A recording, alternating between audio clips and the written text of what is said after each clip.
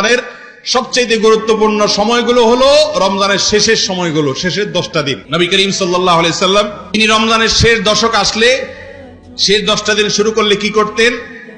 4টা কাজ করতেন। এক, আমাদের আয়েশা রাদিয়াল্লাহু তাআলা বলেছেন, কানান নবী সাল্লাল্লাহু আলাইহি ওয়াসাল্লাম ইযা দাখালাল আশর, রমজানের শেষ 10 দিন যখন শুরু হতো, 20 রমজান যখন পার হয়ে যেত, 21 রমজান যখন শুরু হয়ে যেত, তখন থেকে তিনি কয়েকটা কাজ করতেন। তার প্রথমটি হলো কানা ইযা দাখালাল আশর আহইয়া লাইলাহ, রাতে আর ঘুমোতেন না। শেষ দশকের রাতে আর ঘুমোতেন না, সারা রাত জেগে ইবাদত করতেন।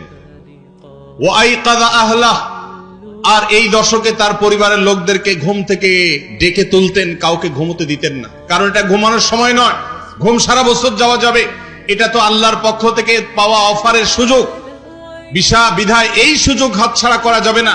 পরিবারের লোকদেরকেও ইবাদতের জন্য ডেকে তুলতেন।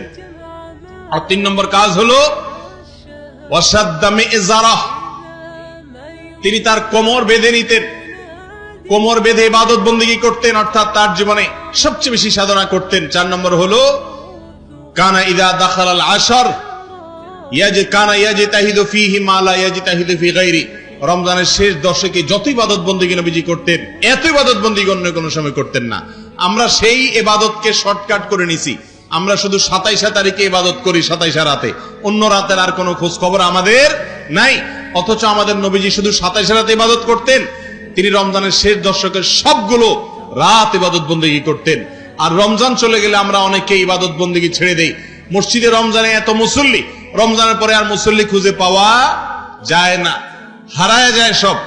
ভাইরা আমার, যারা রমজান মাসের ইবাদত করে, মাসকে পুজো করে, তারা শুধু এই মাসের ইবাদত করে। যারা আল্লাহর ইবাদত করে তারা রমজানেও ইবাদত করবে, রমজানের পরে ইবাদত করবে। কারণ যে আল্লাহ রমজানে ইবাদত করতে বলেছেন, তিনি রমজানের পরে 5 ওয়াক্ত নামাজ পড়তে বলছেন না, বলেন নাই?